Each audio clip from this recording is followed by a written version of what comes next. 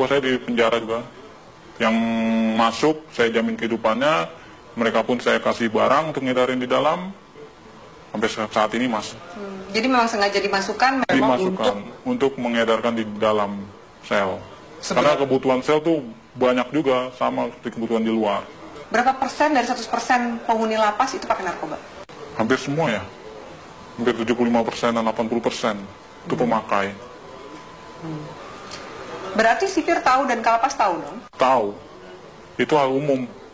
Karena kan kita juga masuk barang itu nggak mudah. Biasanya itu uang tip atau apa segala macam. Selalu diminta. Berapa biasa minta? Sipir berapa, kalapas berapa? Ya nominalnya masih jutaan ya, belum ratusan juta. Masih jutaan. Misalnya jutaan, sipir tuh dapat berapa sih? Sipir sebulan bisa dapat 5 juta, 7 juta. Tergantung kita bawa masuk barangnya berapa banyak. Oh barangnya sekian, ya tinggal di itu aja proses. Kalau kalapas dapat berapa sih? Kalapas dia puluhan juta. Yang paling banyak demand-nya itu di penjara mana? Cipinang. Lebih banyak dia bandarnya. Salah satunya banyak kan anak buah saya selama ini yang ketangkep di mana. Mereka di dalam ya saya tanggung semuanya. Dia di dalam, hidup keluarganya di luar, saya tanggung semua. Oke. Sampai dia keluar. Sampai dia keluar. Secanggih apa sih bisa ngatur peredaran narkoba di dalam penjara? Alat-alat mereka canggih dong? Canggih. Mereka alat-alatnya lebih canggih dari pemerintah Indonesia sendiri ya. Masa? Iya. Secanggih apa? Dari mulai telepon, mereka pakai satelit, langsung tembus satelit. Tidak ada lagi lewat operator-operator Indonesia. Mereka semua pakai satelit. Jadi nggak bisa disadap? Nggak bisa disadap. Sangat sulit untuk disadap. Tidak akan ada habisnya Indonesia. Karena Indonesia target terbesar di Asia untuk peredaran. Untuk peredaran. Kenapa Indonesia jadi target? Karena demand yang begitu besar. Demand yang begitu besar. Keuntungannya juga besar. Hukumannya juga ringan. Soal hukuman?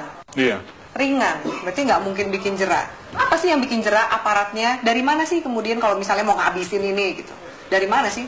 Biasanya kalau main di hakim itu buat main hukuman. Peringanan hukuman, segala macam. Anda bayar? Saya bayar. Dalam bentuk uang atau dalam bentuk barang juga Anda kasih? Uang, biasanya uang. Mereka hanya uang. Kadang barang tergantung hakim. Hakim maunya apa ya kita kasih. Banyak klien Anda yang hakim yang make juga? Ada, banyak. Ada 10 orang ada. Bagaimana Anda menggunakan uang yang luar biasa banyak ini? Biasanya Anda menghabiskan untuk apa? Biasanya saya habisin buat pesta-pesta aja. Pesta, saya beli barang, segala macam apa, kebutuhan. Kebutuhan dalam arti ya saya lihat orang-orang kaum-kaum yang kurang mampu juga sebenarnya saya kasih. Beramal juga? Beramal. Tapi kan dari duit seperti itu, duit haram, duit panas. Iya, istilah kata buang sial. Kalau di kalangan ini buang sial, harus. Anda nggak takut ketangkep? Enggak. Karena saya percaya, saya di dalam pun saya dijamin. Dan keluar pun masih ada tempat buat saya. Kecuali hukuman mati ya, mungkin banyak yang kapok. Susah nggak sih keluar dari jaringan ini? Sangat sulit. Karena semuanya itu sudah terpantau oleh bos. Kita pun juga nggak tahu kan anak buah bos seberapa banyak. Yang kita tahu kan hanya segelintir orang yang saya percaya ada 30 orang. Mungkin dari lain ini ada lagi anak buah bos yang mantau saya juga. Bagaimana posisi saya, peredaran saya, perkembangan saya. Oke. Dari Jakarta sendiri, selain 5 bos Anda ini, Iya, ada juga jaringan-jaringan yang lain? ada, banyak. Di Jakarta aja ada sekitar 50 jaringan. Yang saya tahu 50 jaringan, mungkin lebih. Itu yang saya tahu. Jaringan ini lebih besar atau sama kuatnya dengan jaringan Anda? Macam-macam. Tergantung dari barang sih biasanya.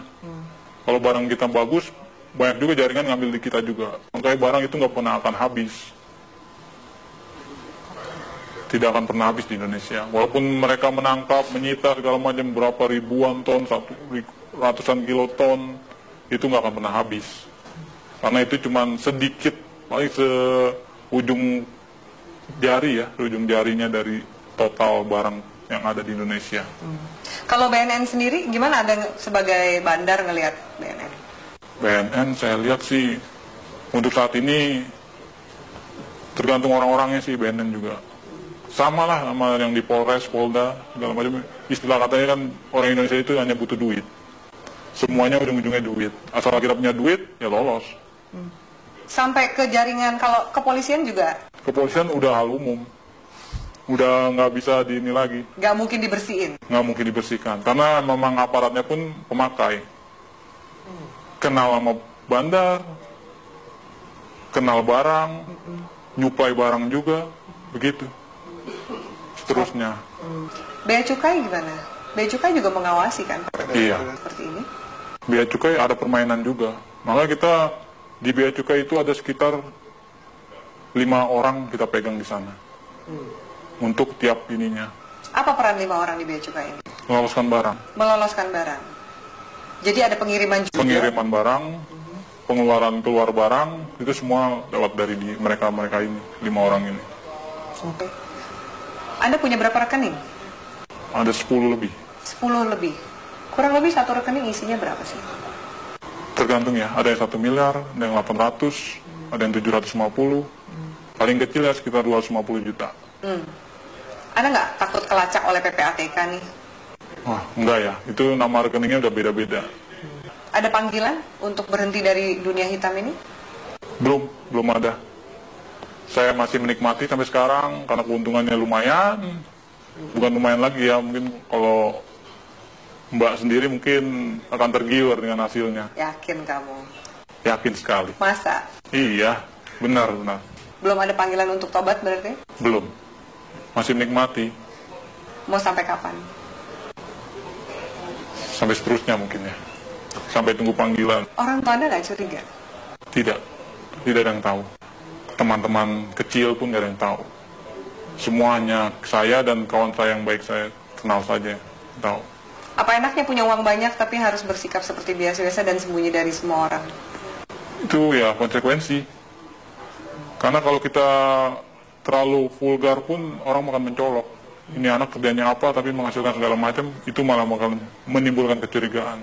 Baik dari orang tua, saudara, bahkan lain-lainnya bakalan imbasnya ya penyelidikan dan penangkapan. Apakah jaringan narkoba ini juga masuk ke istana?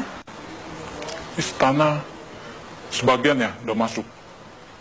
Lewat mana? Itu organisasi lain. Kita belum bisa sampai masuk ke sana. Mungkin ya organisasi ini lebih kuat dari yang bos saya punya. Itu sudah masuk. Ke istana? Ke istana. Oke. Transaksinya besar? Tetaplah bersama kami di Metro Malam pemirsa, karena setelah jeda pariwara berikut, Metro Malam masih akan kembali dengan sejumlah informasi.